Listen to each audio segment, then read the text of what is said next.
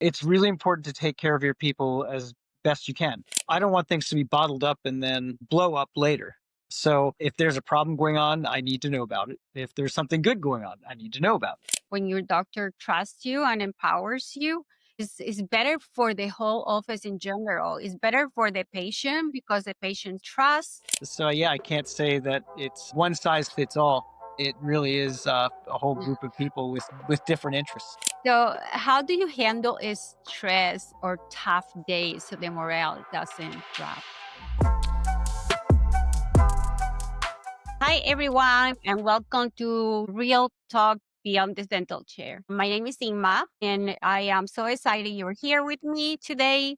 For those of you who don't know me, I am a registered dental hygienist and a business owner with a passion for teeth and good stories. Today, I had the pleasure of introduce Dr. Alessandro, a very well-known dentist and with a reputation for creating and thriving a loyal dental team. In today's climate, one of the hardest challenge for any dental practice is not just finding great staff, but keeping them. Dr. Alexandro has mastered this, and he's here to share with us the strategies and culture that make his team want to stay. Welcome, Dr. Alexandro. Hey, thank you very much. I appreciate you having me on the show. Yeah, of course. So, please tell me the name of your practice. You are in, The name of my practice is Elko Family Dental. okay. You are in Pennsylvania, right?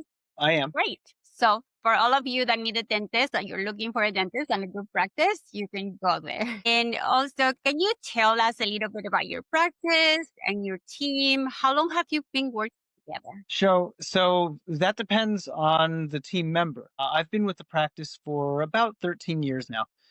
We've had actually the two people who have been there the longest have been there about 40 years apiece. Wow. So the practice was there before I was there, of course. I think it started around 1979. Yeah, very shortly thereafter, two of the members joined the practice, and they've been there ever since. So the others have been there 20 or more years. Then we have a few in the high teens, and then we have a few who are more recent. But all in all, it has had a lot of folks who have been there for a long time. And most of the people who leave are doing so because of retirement, not necessarily because they're looking for other positions. Right. Yeah. So when you purchased the practice, you kept the same stuff. Yeah, I mean, I didn't need to make any changes. So when we partnered. So first of all, we partnered, and then after that, I purchased the second half of the practice, and my former partner retired, and so here we are. But yeah, I didn't need to make any large scale changes. Everything was basically seamless, I'd have to say. That's great, right? And that is a very smart thing to do, actually. I'm lucky. Yeah, and lucky, for sure, lucky. So, what do you think that contribute the most for your staff to stay long term? So it's basically the environment that I create or I maintain. I mean, it's really important to take care of your people as best you can. And so my basic rule for my practice is my team comes first, bills come second, and I come last. And that's how I operate. That's how I've always operated, and that's how I will keep operating. That is a great philosophy. So, do you remember, Doctor, the moment when you realized, wow, I have a really great team? It was not long after I joined the practice as an associate, and I was looking at the group of people that were surrounding, Dr. Taylor and I, and it was a really great group, and I wanted to keep it as best possible the way it was. And like I said, some had to retire because it's time to be done and move on, and so they did. Every now and again you get somebody who either finds a different opportunity. The pandemic changed a few things here and there. There were a few folks who left because of the pandemic, and didn't feel comfortable in dental after that. But yeah, largely everything has stayed about the same. How would you describe the culture in your practice? It's relaxed. We do not, for example, sell, as it were, dentistry. I'm basically there to give all the patients their options, especially the hygienists are there giving the patients options, and our assistants. Everybody does the same thing. And the patients kind of pick and choose what they want to do. So, what step do you take to make sure that your staff feels supported, respected, and heard? Those are very important things in it. Yeah, absolutely. 100%. They can approach me at any time about any subject, and they do. And if they have an issue, they can bring it up to me. I think it's really, really important to hear it because I don't want things to be bottled up and then blow up later. So if there's a problem going on, I need to know about it. If there's something good going on, I need to know about it. So that's basically the way that I make sure that they feel empowered, is that they can approach me and let me know whatever it is that's going on. And then that way I can assist them or do whatever I can to improve things if something isn't working, or make sure that, for example, good deeds are recognized. So that's important too. So yeah, that's what I do for my. So how do you personally lead by example, like in front of the team?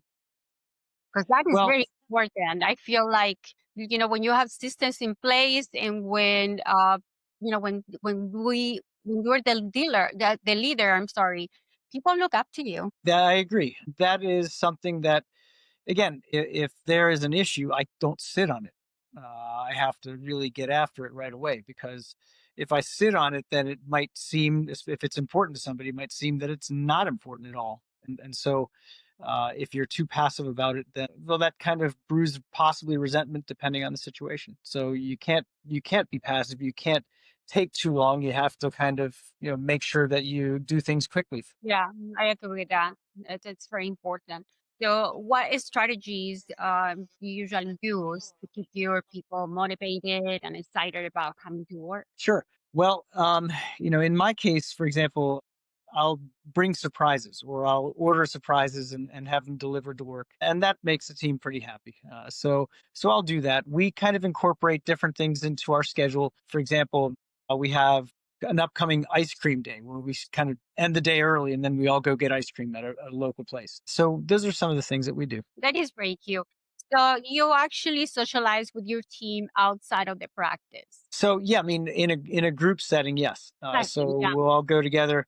We have our holiday dinner together. So we take the whole office out to dinner for that event in the December timeframe. So yeah, no, that's very important to do. That's very important to do. One other thing that I do, which I implemented since I purchased the practice, is to provide all CE for all the team members for free.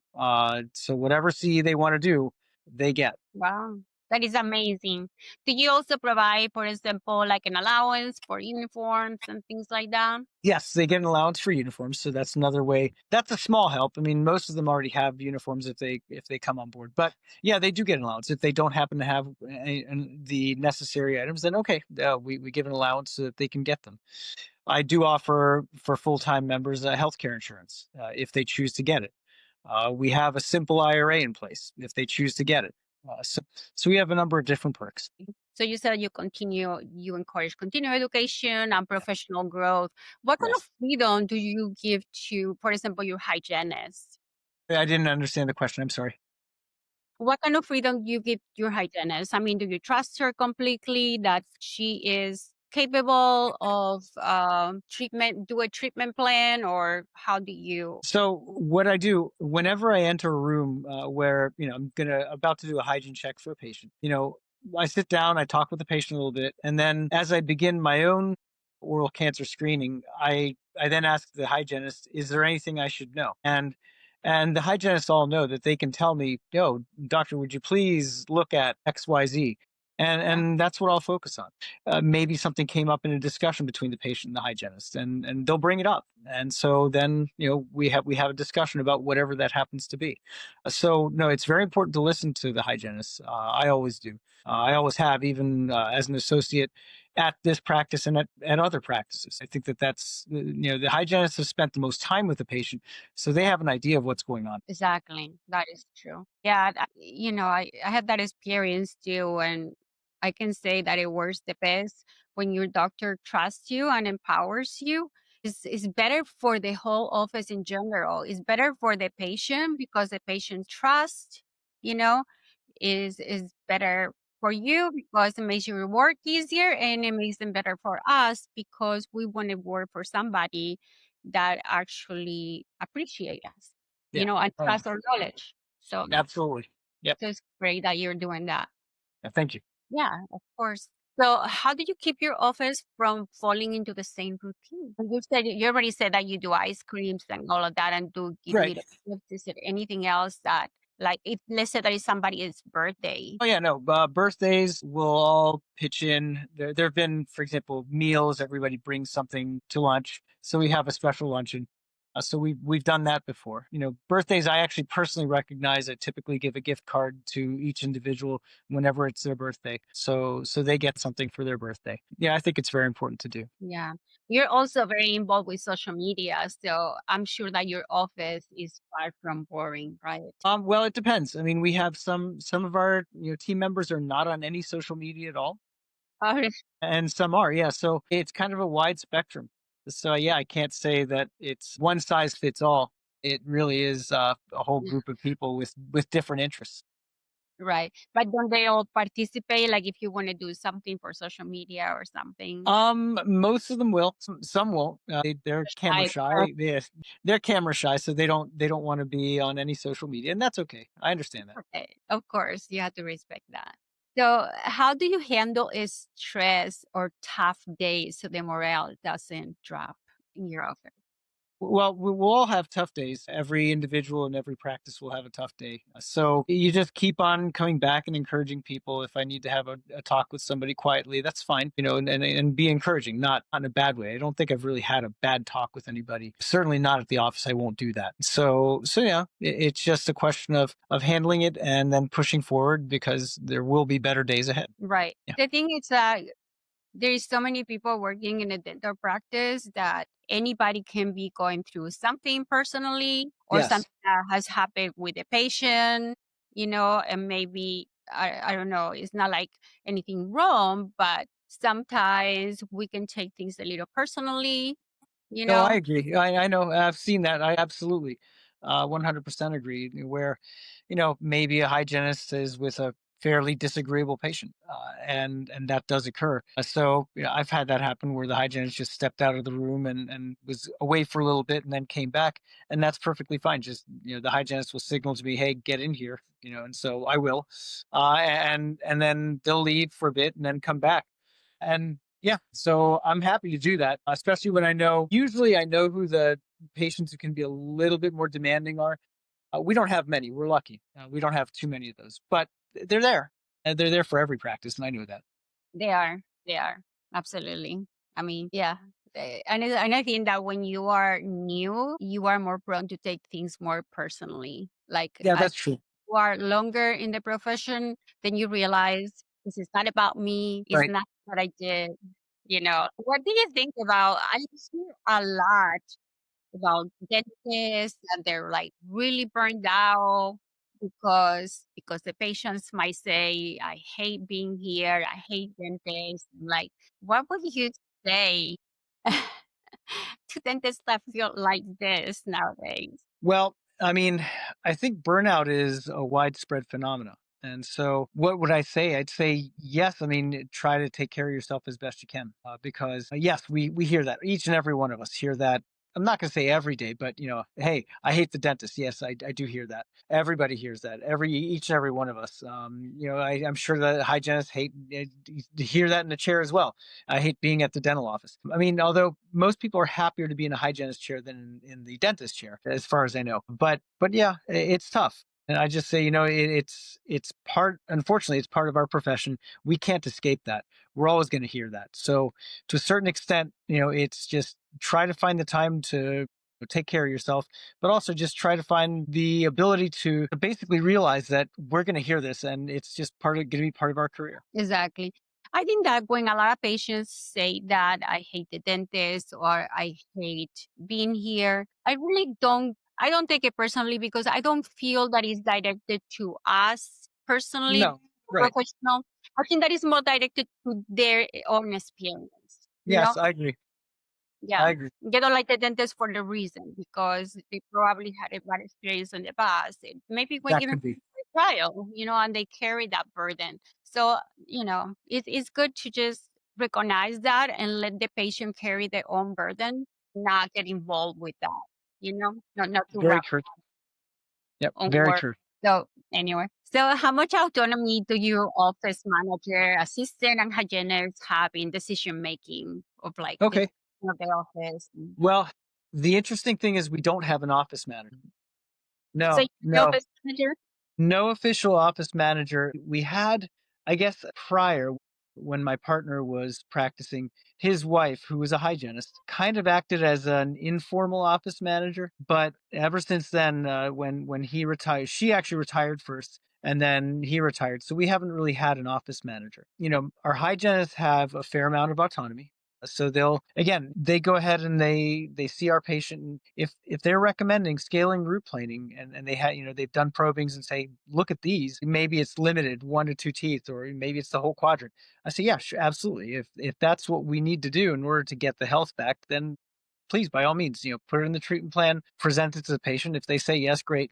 If they say no, we give them a little bit of a chance. But nowadays, if a patient needs scale and replaning and is saying no, or is saying no to referral to a periodontist, we give them a chance. But after that, they need to find maybe a new dental home, because I can't just do supervised neglect. That's really, really important. Generally speaking, most patients do agree to treatment if needed. We're only doing stuff that's necessary, but it's a simple practice. I don't need to be aggressive. There's absolutely no need. Hygiene is booked out 10 to 11 months, and we haven't been taking new patients for 2.5 years. So we don't need to be aggressive. We don't need to push treatment. It's just what the patient needs. So, again, if the hygienist feels that it's something, and they have the numbers to back it up, then we make the recommendation. Most of the time, the patients follow the recommendation. Yeah, the most times they do. But I I kind of agree with your practice. I feel like you cannot do supervised neglect. You know, Yeah. Yeah. I mean, if a patient needs care and they don't want to do it in your office, maybe they need to find another office. They can find another office. Yeah, yeah. How do you deal with the X-rays? Like, let's say that a patient doesn't want it X-rays. My, yes.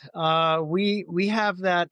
See, ours is a very, very, very conservative area. I mean, we have Amish patients. So if you're familiar with the Amish, we have Amish patients. So in fact, we just had this a couple days ago, where uh, patient's parents were refusing X-rays. The patient came and said, "Nope, my parents will tell you no by phone," and they did. And so we did the basic treat. We did the prophy and everything, and did the exam, and so. We said, well, we recommend radiographs, X-rays, next visit. And the patient said it's probably not going to happen. It's like, well, if it probably doesn't happen, then I probably can't see you.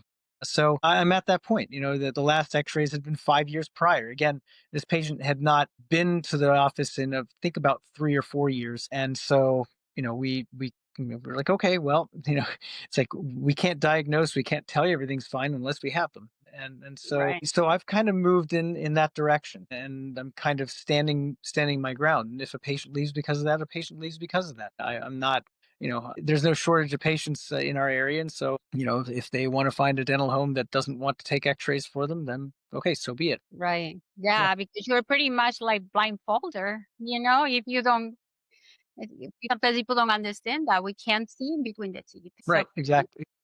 yeah. Yeah, that's great. Since you don't have an office manager, delegate specific responsibilities to your team or Yes. So how depending on what, for example, I have one of the assistants for part of a morning will do bill pay, for example. One of the other assistants, they take care of the file. We still have paper charts, so they're filing the charts. And so each person does different things and has kind of a certain niche. One assistant orders supplies. Yeah, I mean everybody kind of pitches in and helps out. that's great. So Yeah. who makes the phone calls? Like to schedule patients and Yeah, confirm patients and all of that? we have front desk, so we have one full Oh, you time. do have on this, Yeah, correct. we do. Yeah, so no office manager, but front desk. So yeah, they do all the phone calls, text messages, and everything else. Okay, great. Yeah. Can you give me an example of when did you trusted your staff to take care of something and it came out to be the best decision? Well, I mean, it's really, I've trusted them to do just about everything. I don't have a specific example. They're all doing a great job.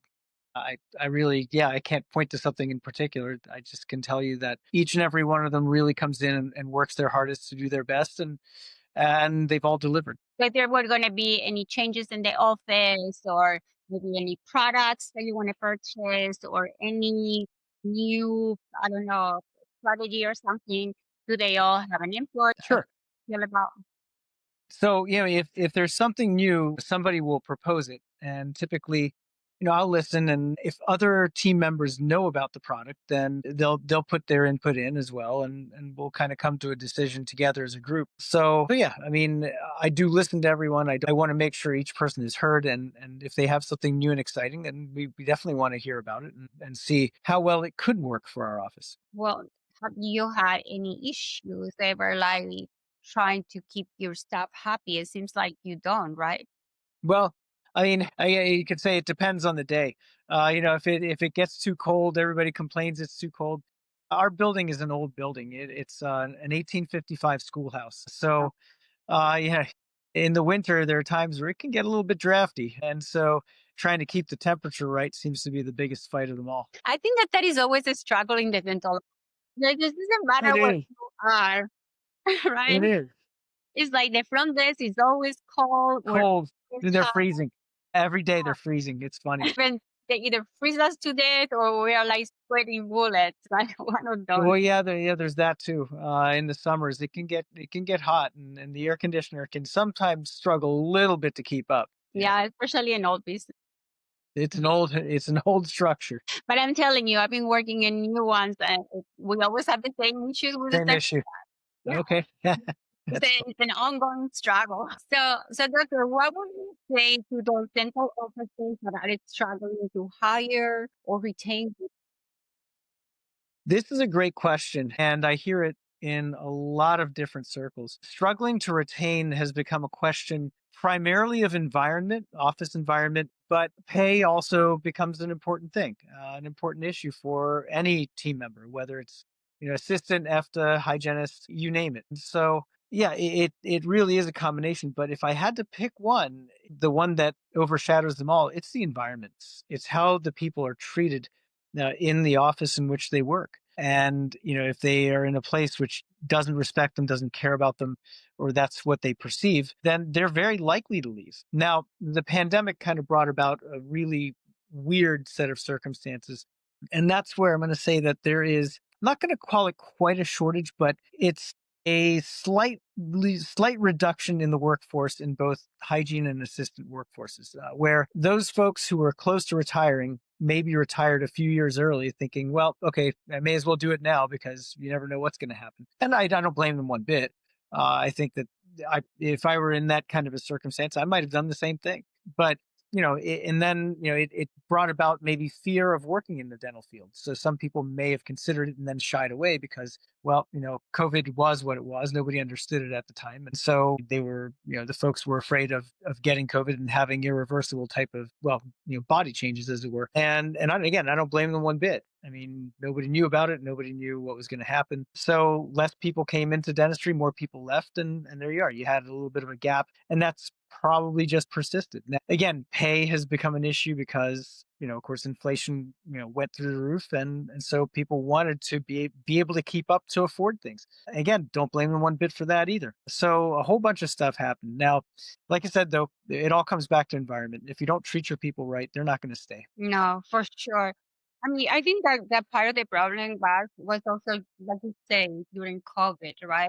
Because a lot of us, we were not working. But I Yeah, mean, it was a point where the office shut down. So we were not, even if we wanted to work, we couldn't go back to work. right. So we still had lives. We still have bills. We Yep. still have Yep. long people and everything. So I think that they kind of like found another means of working from home. Right. You know, and Yeah. I they're mean, change careers. Yep. All those things. Absolutely. flexible, with the family, the kids, and everything, and they just stay quite open. It's a little bit of everything, but like you said, environment is a big deal, It right? is. If you're in a toxic environment, you just don't want to come back. Yeah, No. you can't wait to get out. Yeah. So, That's absolutely correct. yeah. Usually, I have been very lucky with that. I always been environments that they really appreciate me, and we were a team, and we were more like friends, right? However, Exactly. have seen one doctor that I was temping, telling the office, everybody, like during a morning meeting, imagine a way to start the morning. Look to your right, look to your left, and maybe a month from now, those people are not going to be here because Oh all of you are replaceable. my goodness, that's terrible. Okay, so you started meeting like that. What kind of morale are you team going to start the day with? Right. I'm thinking this guy is absolutely insane. That's really terrible. I've never heard of that. This is the first time I've heard of that, but boy, yeah, you wouldn't want to be in an office like that because you never know when your last day would be. It could be that day, it could be a couple hours from then. Who knows? That's the only one that I've been like that, and I was not, like as I was temping, but I mean, I'm thinking, "Oh my god." I mean, as a temp, I never came back. Right. I don't think I would want to tempt there either. I'm not sure how Right. be in a room of very nervous or miserable people. Yeah, it's just thought that that was the most awkward thing I ever heard. Oh, okay, that's pretty crazy. Yeah, there is people out there, so anyway, it goes back to environment. Please everybody create a good environment for your team because your team is what it makes your office and what is make you successful or it drowns you. So that is a really good advice. I don't even know that I need to ask this question, but what do you think that it sets your office apart from other offices? Well, you could say the environment because Yeah, that's what's helped keep, the team members that we have. And so I'm very fortunate to be able to have kept everybody as I have and to have really actually attracted when needed, when some folks did leave and we needed to attract new folks, to have really gotten some super people that have joined us at different times. I we have an environment that's great and I want to keep it that way. absolutely. That's great. So if any patient walked into your office, a new patient, how do you think that they will describe the energy of your team? They would describe it as being very positive. They would describe it as being very friendly because that's what we're supposed to be. That's what we're supposed to do. In fact, we have had patients tell us that they come early and sit in the reception area, and they do so just to listen to the various team members talk because they're having fun. I can hear them from upstairs laughing and having a good time. So that's one of the things that really sets us apart from all the other offices around us. Yeah, and that really says a lot about your practice, right? When your patients come actually earlier, because they usually come always late, and they usually need to go to the bathroom right Yeah, after. yeah, exactly. But even if they're there early, they will wait until you call them to go to the bathroom. What is up with that? Yes, we have seen that happen a few times. Well, that is all I have for you, doctor. Do you want to add anything for those that are listening to you? So, yeah, what I'm gonna say is, depends on I guess it depends on who the viewer is, but if you are, say, an assistant, an EFTA or a hygienist or anybody else looking for a new office, try to find the office that has the best environment. I would not recommend going to an office simply because of pay, because you might find an office that pays a lot, but then burns you out because the environment's absolutely toxic, nasty, or the schedule's so crazy and unmanageable that you just physically can't handle it over the course of a long period of time. So even if it takes finding maybe an office that pays a little bit less but has an excellent environment and really chemistry and balance, then that's probably the better office for you. Yeah, and you have to look at all the benefits as well, right? Yeah, yeah, very true. And what benefits does the office offer for the different team members? And that's an important aspect as well. Exactly, because if they pay a little less, but you do have more benefits that, it could definitely be to your advantage. So, Exactly. but yeah, but I believe that most of us will prefer a good environment over a couple dollars more per Yeah, hour, to be honest. that sounds about right. Yeah, yeah, for sure. So, well, that is all for today. All right. No, Thank you so much for staying with me, to all yeah, of you, absolutely. and we'll see you next Monday at 6 for the next All episode. right. Hey, that sounds awesome. Thank you so much for having me. Yeah, you follow us too, doctor. Will do. And for you guys in my audience, don't forget to subscribe so you don't miss the next episode. Until then, bye bye now.